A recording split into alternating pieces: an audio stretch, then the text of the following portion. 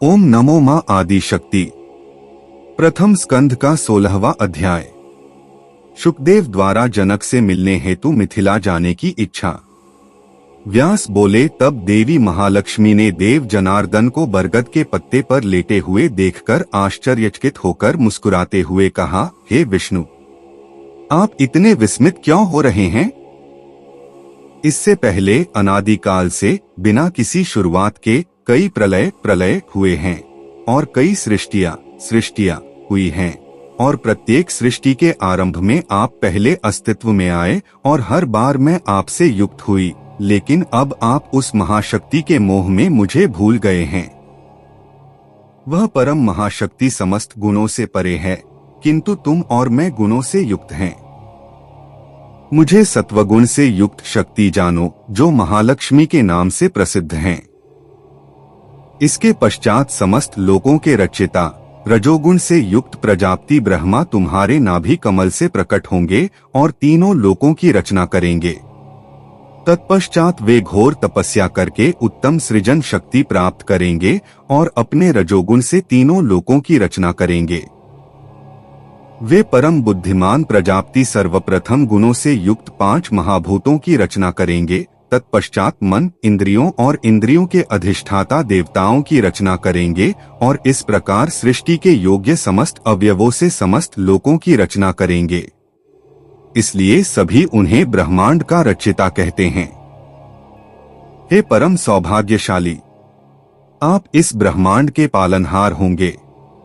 सृष्टि के आरंभ में जब प्रजापति ब्रह्मा अपने 4 मानस पुत्रों पर क्रोधित होंगे, तब रुद्रदेव प्रकट होंगे। तब वे उसकी भौहों के मध्य से प्रकट होंगे। जन्म लेने पर ये रुद्रदेव घोर तपस्या करेंगे और तमोगुण से युक्त संहार शक्ति प्राप्त करेंगे तथा कल्प के अंत में पंचभूतों से युक्त इस समस्त ब्रह्मांड का विनाश करेंगे। हे महाबुद्धिमान, आथ मैं सृष्टि आदि के इस कार्य हेतु आपके पास आया हूँ। आथ आप मुझे सत्वगुण से युक्त अपनी वैष्णवी शक्ति के रूप में अपने पास स्वीकार करें। हे मधुसूदन, मैं आपकी शरण ग्रहण करूंगा और सदैव आपके साथ रहूंगा। यह सब सुनकर भगवान विष्णु बोले, हे सुंदरी, मैंने अभी कुछ ही देर में वह अर्ध श्लोक स्पष्ट शब्दों में सुना है। वह किसने कहा था? कृपया पहले मुझसे इस महान शुभ रहस्य के विषय में कहिए, क्योंकि मेरे मन में एक महान संशय उत्पन्न हो गया है।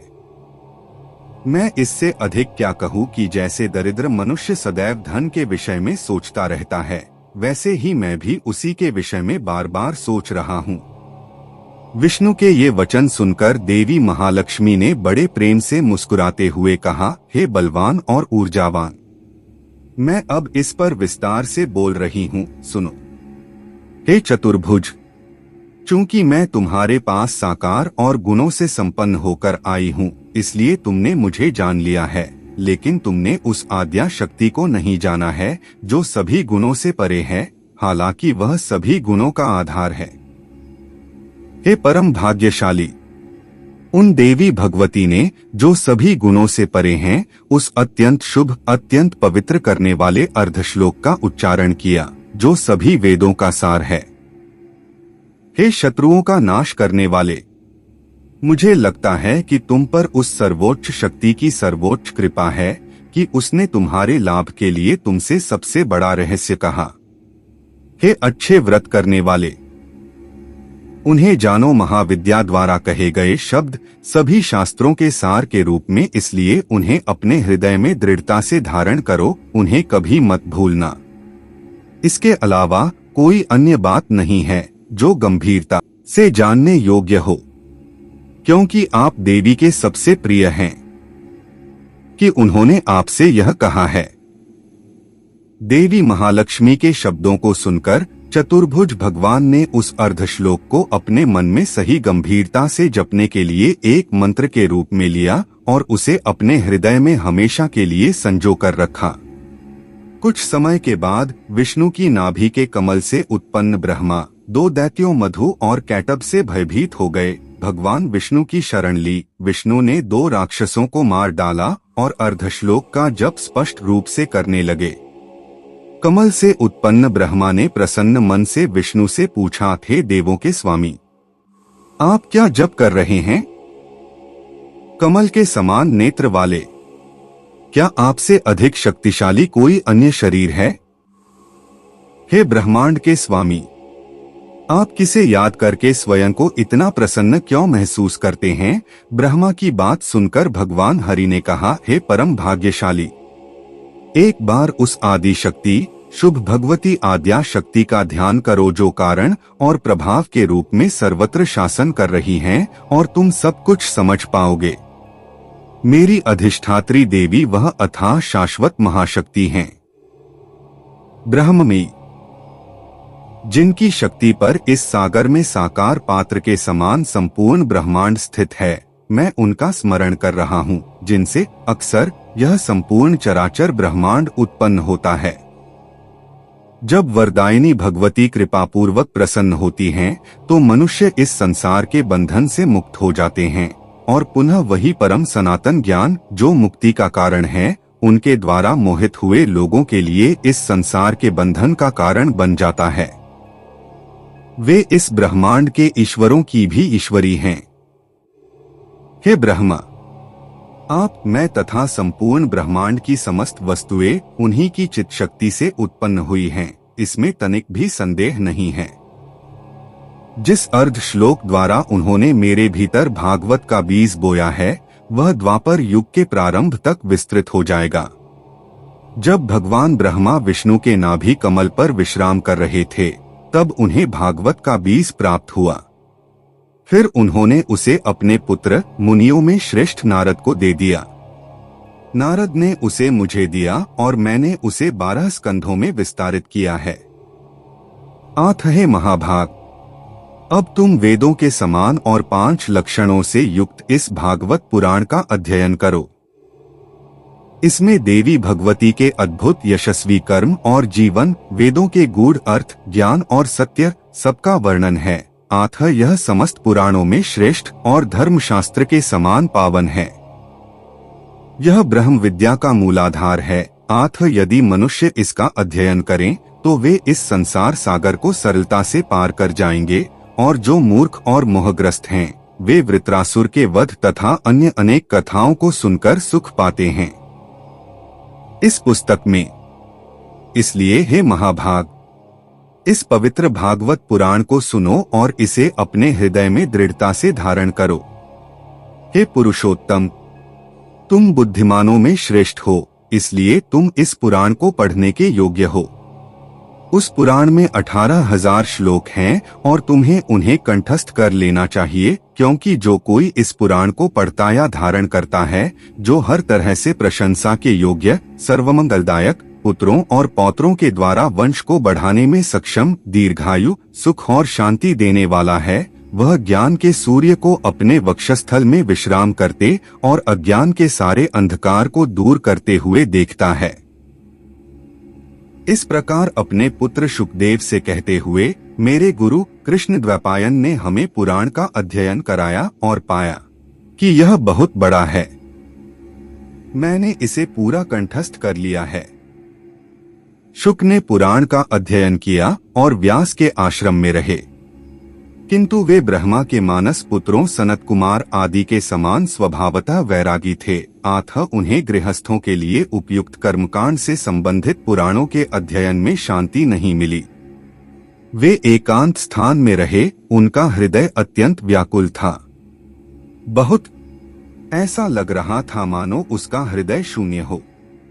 उसे खाने पीने की ज्यादा परवाह नहीं थी और वह उपवास भी नहीं करता था। एक बार व्यास देव ने अपने पुत्र शुकदेव को इतना विचारमग्न देखकर कहा, हे पुत्र, तुम निरंतर क्या सोचते रहते हो और अपने आप को इतना परेशान क्यों कर रहे हो? एक दरिद्र व्यक्ति की तरह कर्ज में उलझे हुए तुम हमेशा अपने विचारों से परेशान रहते हो। हे बच्चे, जब मैं तुम्हारा पिता जीवित हूँ तो तुम्हें क्या चिंता है? अपने अंतरतम दुखों को छोड़ दो और खुश रहो। अन्य सभी विचारों को त्याग दो और शास्त्रों में निहित ज्ञान का चिंतन करो और ज्ञान के सार विज्ञान को प्राप्त करने की पूरी कोशिश करो। हे सुव्रत, यदि मेरे वचनों से तुम्हें शांति नहीं मिलती है तो मेरे कहने पर राजा जनक की नगरी मिथिला में जाओ। हे महाभाग, वह राजा जनक जो जीवित रहते हुए मुक्त हैं, जिनकी आत्मा धार्मिक है और जो सत्य के सागर हैं, तुम्हारे मोह के जाल को काट देंगे। हे पुत्र, राजा के पास जाओ और उनसे वर्णाश्रम धर्म, जाति और अवस्थाओं से संबंधित धर्म के बारे में प्रश्न करो, जीवन और अपने संदेहों को दूर करें। वे राजर्षि जनक महान योगी, ब्रह्मवेत्ता और जीवित रहते हुए मुक्त शुद्ध आत्मा वाले, सत्यवक्ता, शांत हृदय वाले और सदैव योग प्रिय हैं। व्यास देव के इन वचनों को सुनकर अद्वितीय ऊर्जा वाले अत्यधिक उत्साही शुकदेव ने उत्तर दिया, हे पुण्यात्मा, आपका वचन कभी झूठा नहीं हो सकता, लेकिन जब मैं सुनता हूँ कि राजा जनक प्रसन्नता पूर्वक अपने राज्य का शासन कर रहे हैं, तब भी वे जीवित रहते हुए मुक्त हैं और शरीर में रहते हुए निराकार हैं, तो आपका यह वचन मुझे एक ही स्थान और समय में प्रकाश और अंधकार की तरह बिल्कुल विरोधाभासी लगता है, और ऐसा लगता है कि ये दो विशेषण केवल घमंड को दर्शाते हैं और कुछ नहीं। हे पिता, यह मेरा सबसे बड़ा संदेह है कि राजर्षि जनक निराकार होकर अपने राज्य का शासन कैसे कर सकते हैं। ऐसा प्रतीत होता है कि जनक के बारे में आपका वचन एक बांझ स्त्री के पुत्र के रूप में बिल्कुल झूठा है। हे पिता, मुझे अब निराकार राजा जनक को देखने की इच्छा हुई है, क्योंकि मेरा मन महान संदेह में डूबा हुआ है कि वे जल में कमल के पत्ते की तरह संसार में अनासक्त कैसे रह सकते हैं। हे महान वक्ता, क्या जनक की मुक्ति बौद्ध सिद्धांतों के अनुसार है? हे भौतिकवादी चारवाकों, हे परम बुद्धिमान, राजर्षि जनक गृहस्थ होते हुए भी अपनी इंद्रियों का प्रयोग कैसे त्याग सकते हैं? यह मेरी समझ में नहीं आता। उनके द्वारा भोगी गई वस्तुएं उन्हें अभोगी कैसे लग सकती हैं और उनके कर्म उनके अकर्म कैसे हो सकते हैं? उनके भीतर उत्पन्न होने वाले माता, पत्नी, पुत्र, बहन, वेश्याओं तथा नाना प्रकार के संबंधियों के विचार कैसे सर्वथा लुप्त हो सकते हैं? और यदि ऐसा न हो तो उनका जीवन मुक्त होना कैसे संभव है? यदि उन्हें तीखे, खट्टे, कषाय, कड़वे और मीठे पदार्थों का स्वाद आता है तो यह स्पष्ट है कि वे सभी उत्तम पदार्थों का भोग कर रहे हैं। हे पिता, यही मेरा सबसे बड़ा धर्म है। आश्चर्य और संदेह है कि यदि उसे शीतोष्ण सुख दुख का बोध है तो वह जीवन मुक्त कैसे हो सकता है? वह राजा अपने राज्य का शासन करने में पूर्णतया निपुण है, फिर शत्रु, मित्र, रसरुचि के भाव उसमें अनुपस्थित रहते हुए भी वह अपने राज्य का शासन कैसे कर सकता है? वह चोर और तपस्वी को एक ही दृष्टि से कैसे देख सकता है? और यदि वह कोई भेद करता है तो फिर उसकी मुक्ति कैसे होगी? मैंने ऐसा पुरुष कभी नहीं देखा जो जीवित रहते हुए मुक्त हो और साथ ही अपनी प्रजा का शासन करने में निपुण राजा हो। इन कारणों से मेरे मन में बड़ा संदेह उत्पन्न हो गया है। मैं समझ नहीं पा रहा हूं कि राजा जनक अपने घर में रहते हुए कैसे मुक्त हो सकते हैं। जो भी हो, अब मैं उनके जीवन मुक्त होने के पश्चात उनके दर्शन की तीव्र इच्छा रखता हूँ। आथ मैं अपनी शंकाओं का समाधान करने के लिए मिथिला जाना चाहता हूँ।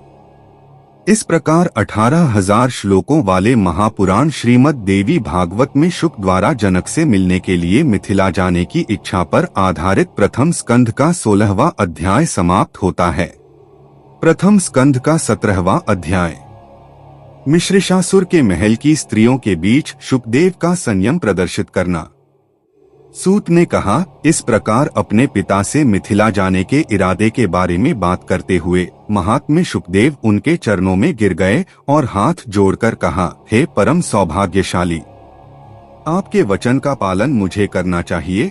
अब मैं आपके कहे अनुसार जनक का राज्य देखना चाहता हूँ, कृपया मुझे अनुमति दें। हे पिता, फिर से मेरे भीतर संदेह आ रहा है कि राजा जनक बिना किसी को दंड दिए अपने राज्य का संचालन कैसे कर रहे हैं। और यदि उनके राज्य में कोई दंड नहीं होगा तो कोई भी पुण्य के मार्ग पर नहीं रहेगा।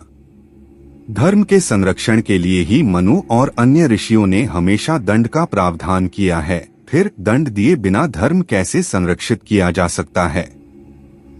हे महाभाग, आपने मुझसे जो कहा है वह मुझे इस वाक्य की तरह सच लगता है। मेरी मां बांझ है, इसलिए हे शत्रुओं का नाश करने वाले, अनुमति दें और मैं मिथिला के लिए रवाना हो जाऊंगा। महाज्ञानी पुत्र शुक को कामनारहित मिथिला जाने के लिए आतुर देखकर उन्होंने उसे स्नेहपूर्वक गले लगाया और कहा, हे परम बुद्धिमान पुत्र शुक, तुम्हें शांति मिले, तुम दीर्घायु हो। हे बालक, मेरे सामने सत्य बोलो और जाओ। हे पुत्र, कहो कि मिथिला जाने के बाद तुम पुनः इसी आश्रम में आओगे, यह कभी मत कहना कि तुम अन्यत्र नहीं जाओगे। हे पुत्र, तुम्हारा मुखकमल देखकर मैं सुखपूर्वक अपने दिन बिता रहा हूँ। यदि मैं तुम्हें न देखूं तो मुझे अत्यंत दुख होगा। इससे बढ़कर और क्या हो सकता है कि तुम मेरे प्राण हो। इसलिए मैं कह रहा हूँ कि जनक के दर्शन करके और अपनी शंकाओं का निवारण करके तुम पुनः यहाँ आओ और शांति से रहो तथा वेदों का अध्ययन करो। व्यास जी के ऐसा कहने पर शुकदेव ने अपने परम पूज्य पिता की प्रदक्षिणा की और बाहर चले गए। वे धनुष से छूटे हुए बाण के समान तीव्र गति से चलने लगे। अपनी यात्रा में उन्होंने नाना प्रकार के देश, नाना प्रकार के धनार्जन करते हुए मनुष्य, नाना प्रकार के बगीचे, वन और नाना प्रकार के वृक्ष देखे। कहीं उन्होंने हरे भरे अन्न से लदे खेत देखे, कहीं उन्होंने तप करते हुए तपस्वियों और दीक्षित याज्ञिकों को देखा, कहीं उन्होंने योगाभ्यास करते हुए योगियों को, वन में निवास करते हुए महापुरुष वानप्रस्थियों को देखा, और कहीं उन्होंने शिव, शक्ति, गणेश, सूर्य, विष्णु आदि अनेकों भक्तों को देखा। इस प्रकार वे बड़े विस्मय में अपने गंतव्य की ओर यात्रा करते रहे। यात्रा करते हुए उन्होंने 2 वर्ष में मेरु पर्वत और 1 वर्ष में हिमालय पर्वत पार किया और मिथिला नगरी पहुँचे। वहां जाकर उन्होंने पाया कि वह स्थान धन धान्य आदि से परिपूर्ण और सर्वत्र सुख समृद्धि से परिपूर्ण था। वहां के लोग अत्यंत सुखी थे और शास्त्रों के अनुसार आचरण का पालन कर रहे थे। जब वे नगर में प्रवेश करने ही वाले थे कि द्वार पर खड़े पहरेदार ने उन्हें रोककर पूछा, आप कौन हैं? श्रीमान, आप यहाँ किस लिए आए हैं? पहरेदार के इस प्रकार पूछने पर उन्होंने कुछ भी उत्तर नहीं दिया और दूर चले गए। बड़े आश्चर्य से मन ही मन हंसने लगे और मूर्ति की भांति निश्चल खड़े रहे। इस पर पहरेदार ने कहा, हे ब्राह्मण, आप चुप क्यों रहे? कृपया बताएं कि आप यहाँ किस लिए आए हैं। मैं यह अच्छी तरह जानता हूँ कि कोई भी व्यक्ति बिना कुछ किए कहीं नहीं जाता। राजा ने उन अजनबियों को मना किया है जिनके माता पिता और चरित्र अज्ञात हैं। इसलिए हे ब्राह्मण, प्रत्येक व्यक्ति को शहर में जाने से पहले राजा की अनुमति लेनी होगी। ऐसा प्रतीत होता है कि आप बहुत ही तेजस्वी ब्राह्मण हैं और वेदों के ज्ञाता हैं। आठ हे दाता, आप मुझसे अपना उद्देश्य कहिए और अपनी इच्छानुसार नगर में जाइए। रक्षक के ये वचन सुनकर शुकदेव कहने लगे, मैं विदेह जनक की नगरी देखने आया हूँ, किंतु अब मैं देख रहा हूँ कि मेरे जैसे लोगों को यहाँ प्रवेश करने में बड़ी कठिनाई होती है। आठ हे द्वारपाल, मुझे आपसे उत्तर मिल गया है। मैं बड़ा मूर्ख था कि इतना मोहित हो गया कि राजा के दर्शन के लिए अनेक देशों को पार करके 2 पर्वतों को पार करके यहाँ आ गया।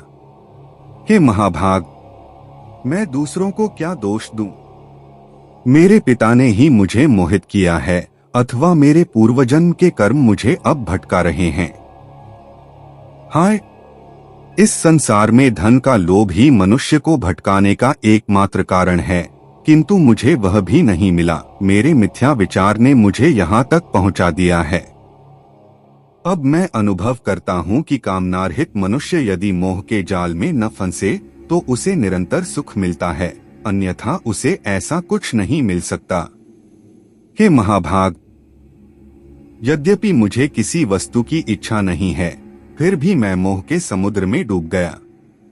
हाय, मेरू कहाँ है और मिथिला कहाँ है? बहुत दूरी है, मैं इतनी लंबी दूरी पैदल चला आया हूँ। हाय, यह मेरी इतनी लंबी यात्रा का परिणाम है। इसलिए मुझे पूरा विश्वास है कि विधाता ने मुझे धोखा दिया है। व्यक्ति को अपने प्रारब्ध कर्म के लिए दुख भोगना ही पड़ता है, चाहे वह शुभ हो या अशुभ। व्यक्ति को अपना प्रयास करते रहना चाहिए, सदैव इस कर्म के नियम के अधीन रहते हुए।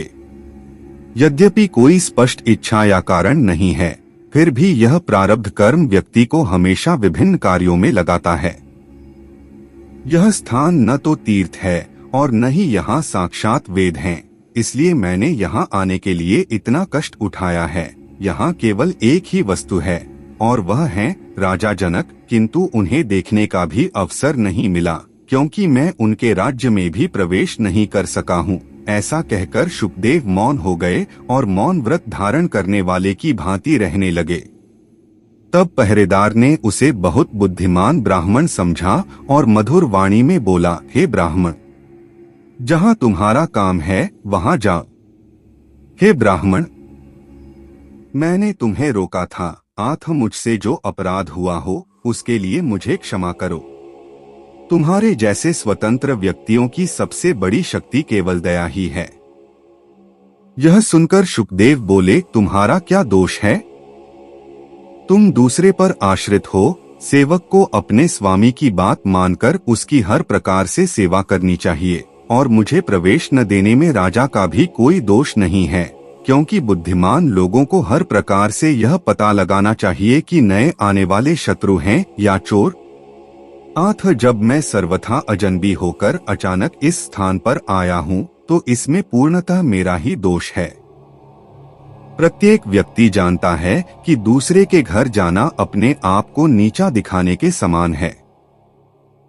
तब रक्षक ने कहा, हे श्रेष्ठ ब्राह्मण, सुख क्या है और दुर्हक क्या है? आपके शुभचिंतक के साथ क्या करना चाहिए?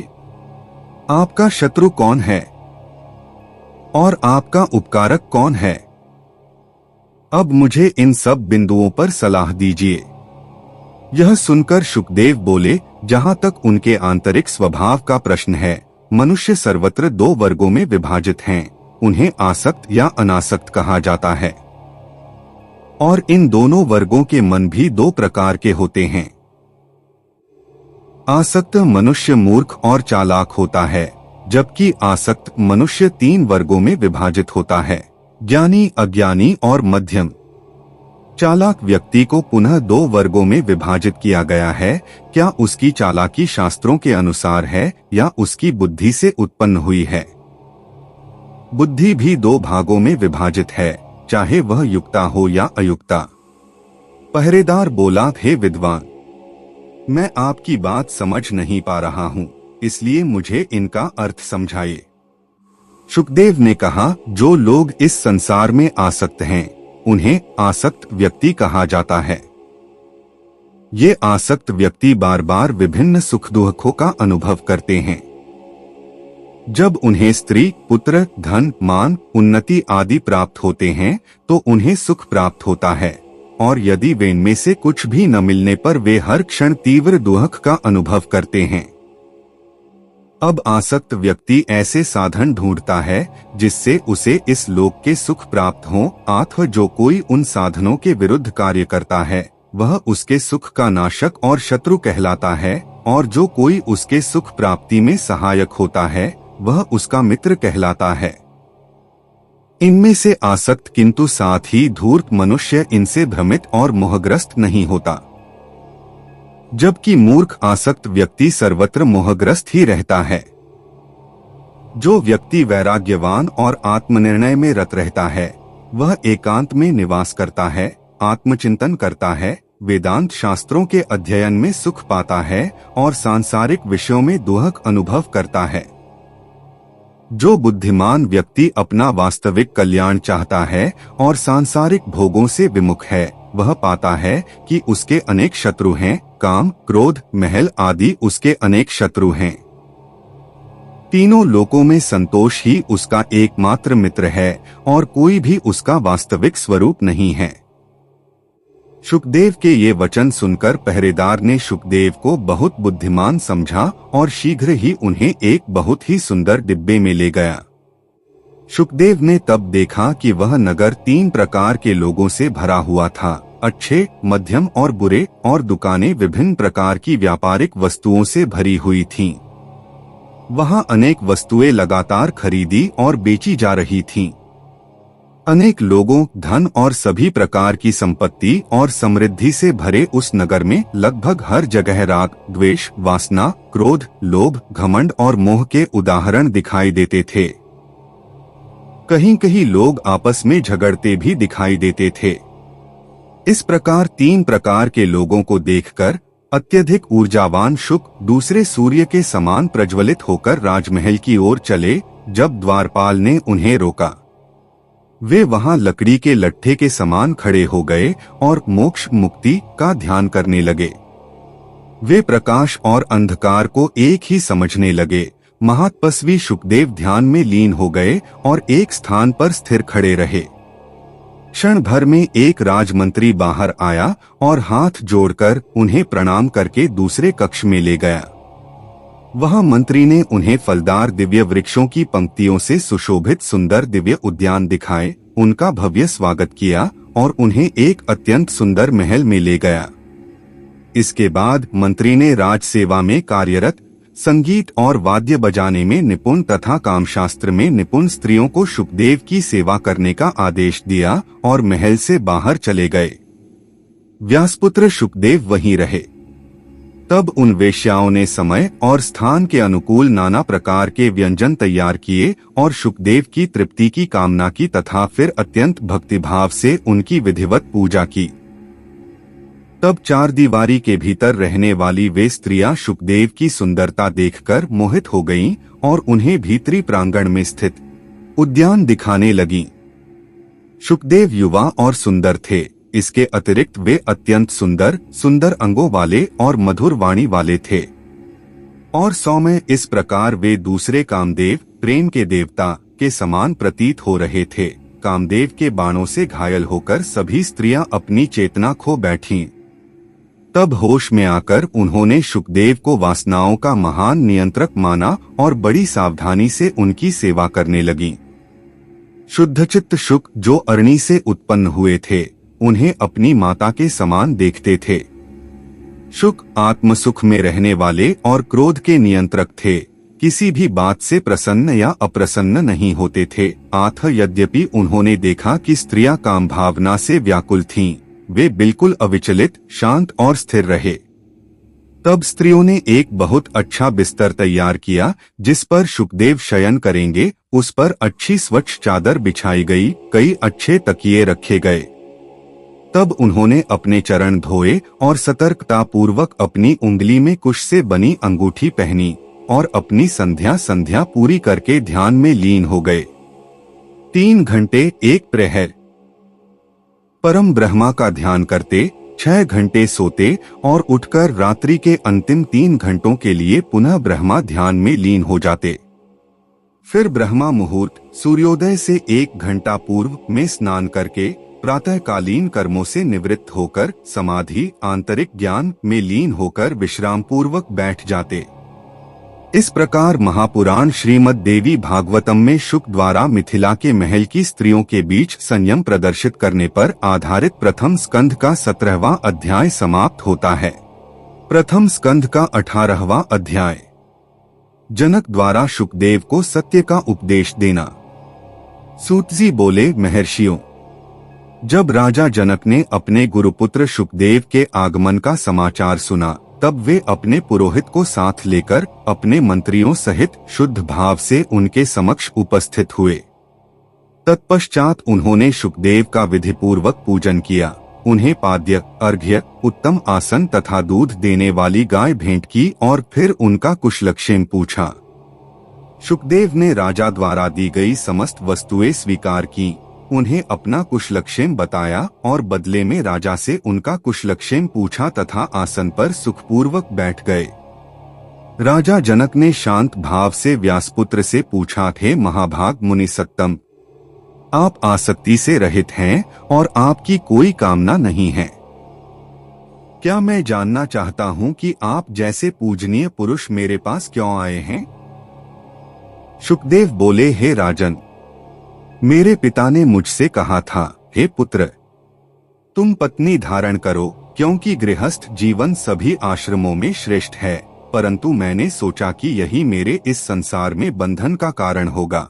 आठ मैंने उनकी बात नहीं मानी, यद्यपि वे मेरे सर्वोच्च गुरु थे। उन्होंने फिर मुझसे कहा, यदि कोई गृहस्थ जीवन अपनाता है तो इसका यह अर्थ नहीं कि वह तुरंत ही बंधन में बंध जाएगा। फिर भी मैं इससे सहमत नहीं हुआ। तब मुनि ने मुझ में अभी भी कुछ संशय जानकर मुझे यह उपदेश दिया, हे पुत्र, शोक मत करो, मिथिला में जाओ और अपनी शंकाओं का समाधान करो।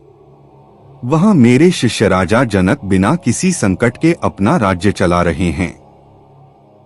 वे जीवन मुक्त हैं और शरीर आदि के मोह से मुक्त हैं, यह तो सभी जानते हैं। जब वे राजर्षि जनक राज्य चलाते हुए भी माया से बंधे हुए नहीं दिखते, तो हे पुत्र, इस वन जीवन में रहते हुए भी तुम इस संसार से क्यों डरते हो? हे महाभाग, मुझ पर विश्वास करो और विवाह करो, और यदि तुम्हें बहुत अधिक संदेह हो तो राजा जनक के पास जाकर उनसे पूछो और अपने संदेह दूर करो। वे अवश्य ही तुम्हारे संदेह का समाधान करेंगे।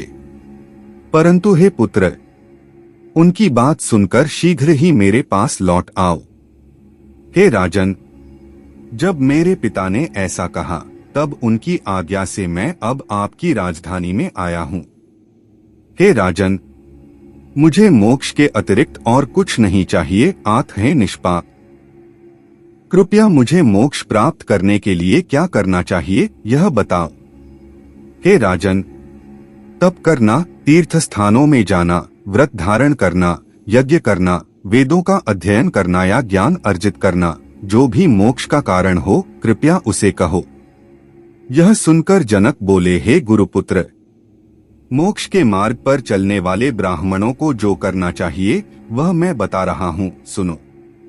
जनेऊ धारण करने के बाद ब्राह्मण को अपने गुरु के घर में रहकर वेदों और वेदांतों का अध्ययन करना चाहिए और नियमानुसार गुरु को दक्षिणा देनी चाहिए। फिर वह घर लौटकर विवाह करेगा और गृहस्थ जीवन में प्रवेश करेगा।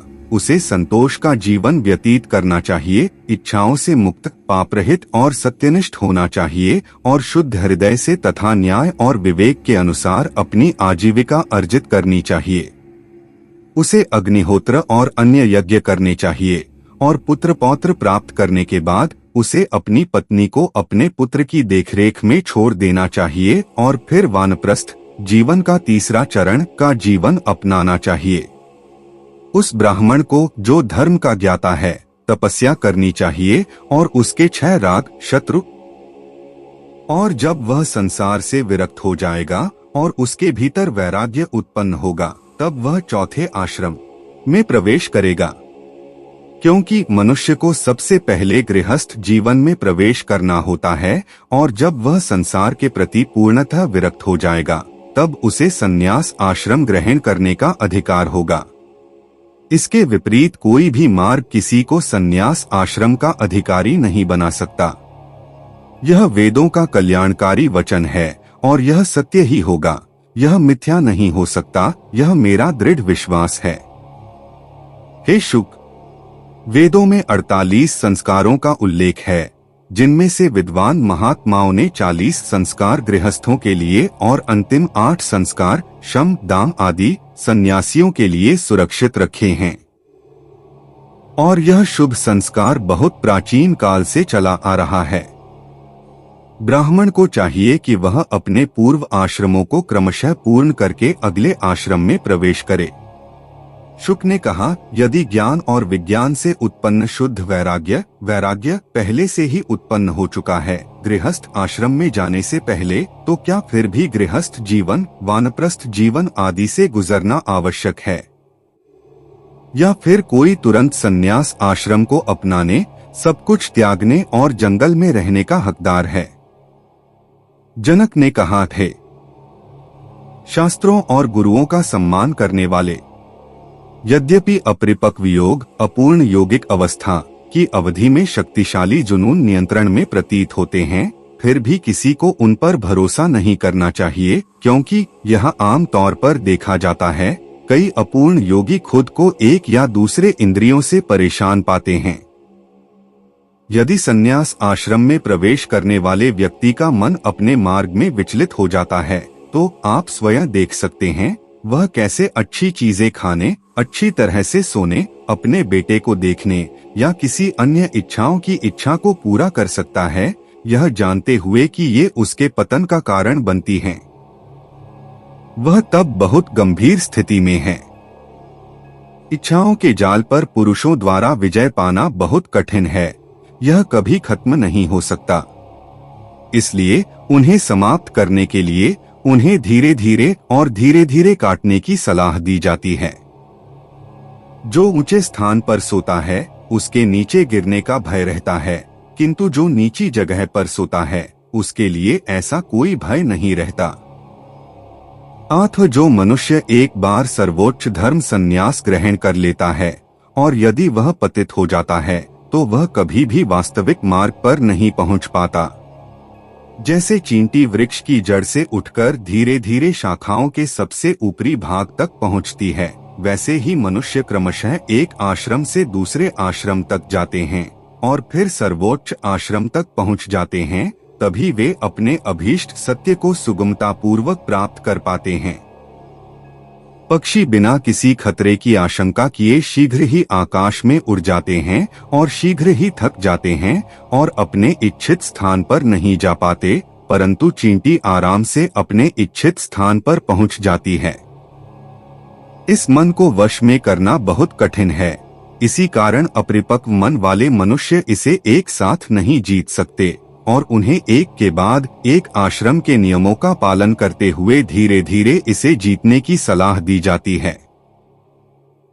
देखो, यदि कोई गृहस्थ जीवन में रहते हुए शांत स्वभाव और उत्तम बुद्धि वाला हो, सफलता और असफलता को समान दृष्टि से देखता हो, सुख में हर्षित न हो और दुख में निराश न हो तथा चिंता और चिंता से मन को व्याकुल किए बिना कर्तव्य के लिए ही अपना कर्तव्य करता हो, तो वह गृहस्थ आत्म साक्षात्कार द्वारा शुद्ध सुख प्राप्त करता है और मोक्ष प्राप्त करता है। इसमें तनिक भी संदेह नहीं है। हे निष्पाप, देखो, मैं राज्य रक्षा में लगा हुआ हूँ, फिर भी जीवित रहते हुए मुक्त हूँ। यदि दुख या सुख का कोई स्रोत उत्पन्न होता है तो मैं उससे किसी भी प्रकार प्रभावित नहीं होता। जैसे मैं सदैव अपनी इच्छा से विचरण करता हुआ, इच्छानुसार विभिन्न वस्तुओं का भोग करता हुआ, अंत में विदेह मुक्ति, शरीर से मुक्ति प्राप्त करूंगा। और मेरी इच्छानुसार विभिन्न कार्य करो ताकि तुम अपने कर्तव्यों का पालन कर सको और अंत में मुक्त हो सको। हे गुरुपुत्र, जब यह भौतिक जगत, जो वेदांत शास्त्रों के अनुसार समस्त भ्रांतियों का कारण है, केवल दर्शन का विषय है, तब यह भौतिक पदार्थ, जो दर्शन का विषय है, आत्मा के बंधन का कारण कैसे हो सकता है? हे ब्रह्मा, यद्यपि 5 भौतिक तत्व देखे जा सकते हैं, किंतु उनके गुणों को केवल अनुमान से ही जाना जा सकता है। आत्मा का अनुमान ही किया जा सकता है, वह कभी दर्शन का विषय नहीं हो सकता। और यह आत्मा, जो अनुमान से जानी जाती है, अपरिवर्तनशील तथा किसी भी प्रकार की अशुद्धि या कलंक से रहित है, कभी भी दृश्य परिवर्तनशील भौतिक वस्तु से बंध नहीं सकती। हे ब्रह्मा, यह अशुद्ध हृदय ही समस्त सुख दुखों का मूल है। जब हृदय शुद्ध और शांत हो जाता है, तब सभी वस्तुएं पूर्णतः शुद्ध हो जाती हैं। हे ब्राह्मण, यदि बार बार तीर्थों में जाकर स्नान करने से हृदय शुद्ध और पवित्र न हो, तो उसके सारे कष्ट व्यर्थ हो जाते हैं। हे शत्रुओं का नाश करने वाले, बंधन और मुक्ति का कारण मन ही है, न शरीर, न जीवात्मा, न इंद्रिया। आत्मा सदैव शुद्ध चेतना है और सदैव मुक्त है। वास्तव में वह कभी बंध नहीं सकती। बंधन और मुक्ति मन में ही रहते हैं। आठ जब मन को शांति मिलती है तो संसार का बंधन भी समाप्त हो जाता है। वह शत्रु है, वह मित्र है, वह न शत्रु है न मित्र, ये सभी भिन्न भिन्न विचार मन में रहते हैं और द्वैत से उत्पन्न होते हैं। जब सब कुछ एक ही व्यापक आत्मा हो गया है तो भेद के विचार कैसे रह सकते हैं। जीव ही ब्रह्मा है, मैं ही वह ब्रह्मा हूँ, अन्य कुछ नहीं। यहाँ कोई वाद विवाद नहीं है। द्वैत के कारण ही अद्वैतवाद अस्पष्ट प्रतीत होता है और जीव तथा ब्रह्मा में भेद उत्पन्न हो जाता है। हे महाभाग, यह भेद अविद्या के कारण है और जिससे यह भेद मिट जाता है उसे विद्या कहते हैं।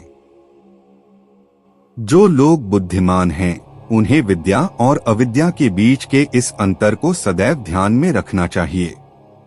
यदि सूर्य की किरणों के ताप का अनुभव पहले न किया जाए तो छाया के शीतल प्रभाव का सुख कैसे अनुभव किया जा सकता है। यदि अविद्या का अनुभव पहले न किया जाए तो विद्या का अनुभव कैसे किया जा सकता है। सत्व, रज और तमोगुण गुणों से बनी वस्तुओं में स्वाभाविक रूप से निवास करते हैं और पंचभूत तत्व तत्वों से बनी वस्तुओं में स्वाभाविक रूप से निवास करते हैं। इसी प्रकार इंद्रियां भी अपने अपने स्वरूप में स्वाभाविक रूप से निवास करती हैं। आत्म अनासक्त आत्मा पर कोई कलंक कैसे लग सकता है। फिर भी मानवता को शिक्षा देने के लिए महापुरुष सदैव वेदों का आदर अत्यंत सावधानी से करते हैं। यदि वे ऐसा न करें तो हे निष्पाप, अज्ञानी मनुष्य अपनी इच्छानुसार अधर्म का आचरण करेंगे, जैसे चारवाक नष्ट हो जाएंगे और धर्म लुप्त हो जाएगा। जब धर्म लुप्त हो जाएगा तो वर्णाश्रम भी धीरे धीरे नष्ट हो जाएगा। इसलिए शुभचिंतकों को सदैव वेदों के मार्ग का अनुसरण करना चाहिए। शुक ने कहा, थे राजन, मैंने अब आपकी कही हुई सारी बातें सुन ली। फिर भी मेरा संदेह बना हुआ है, इसका समाधान नहीं हुआ है। हे राजन, वेदों के धर्म में हिंसा, मारने और चोट पहुंचाने का कार्य है और हम सुनते हैं कि उपरोक्त हिंसा में बहुत अधर्म पाप है। तो फिर वेदों का धर्म मोक्ष कैसे दे सकता है। हे राजन, हम अपनी आंखों के सामने देख सकते हैं कि वेदों में सोमरस का पान, पशुवध, मछली और मांस खाने आदि का निर्देश है। यहाँ तक कि सौत्रामण नामक यज्ञ में मदिरापान तथा अनेक व्रतों का स्पष्ट उल्लेख है। यहाँ तक कि वेदों में जुआ खेलने का भी निर्देश है। तो फिर वेद धर्म का पालन करने से मुक्ति कैसे प्राप्त हो सकती है। ऐसा सुना जाता है कि प्राचीन काल में शशविंदु नाम का एक महान राजा था जो अत्यंत धार्मिक, सत्यवादी, यज्ञ करने वाला तथा बड़ा उदार था। वह पुण्यात्माओं की रक्षा करता था और दुष्टों तथा पथभ्रष्टों को दंड देता था। उसने अनेक यज्ञ किए जिनमें वेदों के नियमों के अनुसार अनेक गायों और भेड़ों की बलि दी जाती थी और यज्ञ में अपना अपना कार्य करने वाले प्रत्येक व्यक्ति को प्रचुर दक्षिणा, यज्ञ शुल्क प्रदान की जाती थी। इन यज्ञों में बलि के रूप में दी गई गायों की खालें इतनी बड़ी मात्रा में इकट्ठी हो जाती थीं कि वे दूसरे विंध्यकाल पर्वत के समान प्रतीत होती थीं। फिर वर्षा हुई और खालों के उस विशाल ढेर से निकला गंदा पानी नीचे बहकर एक नदी में बदल गया, जो तब से कार्मनवती नदी कहलाई। और कैसा आश्चर्य! वह क्रूर राजा अपने पीछे एक अमिट कीर्ति छोड़कर स्वर्ग को चला गया। चाहे कुछ भी हो, यह मेरे मन में कभी नहीं आ सकता कि मैं इतने सारे हत्या और क्रूरताओं से भरे वेद धर्म का पालन करूं। फिर जब मनुष्य मैथुन में सुख पाता है और जब वह मैथुन नहीं करता तो उसे दुख का अनुभव होता है, तो आप ऐसे व्यक्तियों से मुक्ति की आशा कैसे कर सकते हैं। जनक ने कहा, यज्ञ में पशुओं की हत्या करना हत्या नहीं है, उसे अहिंसा कहते हैं, क्योंकि वह हिंसा किसी स्वार्थ से उत्पन्न नहीं होती। इसलिए जब ऐसा कोई यज्ञ नहीं होता और पशुओं को स्वार्थ से मारा जाता है, तब वह वास्तविक हिंसा है।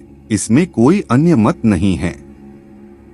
जब अग्नि में ईंधन डाला जाता है तब उसमें से धुआं उठता है, और जब ईंधन नहीं डाला जाता तब धुआं दिखाई नहीं देता। आथ हे मुनिसत्तम, वेदों में वर्णित हिंसा सभी दोषों, स्वार्थासक्ति आदि से मुक्त है, इसलिए वह निंदनीय है। अथ विषयों में आसक्त व्यक्तियों द्वारा की गई हिंसा ही वास्तविक हिंसा है। उसे दोषी ठहराया जा सकता है, लेकिन उन व्यक्तियों की हिंसा जो इच्छा न रखना उस प्रकार की हिंसा नहीं है। इसलिए वेदों को जानने वाले विद्वान पुरुष घोषणा करते हैं कि अहंकार से मुक्त हृदय वाले विरक्त पुरुषों द्वारा की गई हिंसा नहीं है।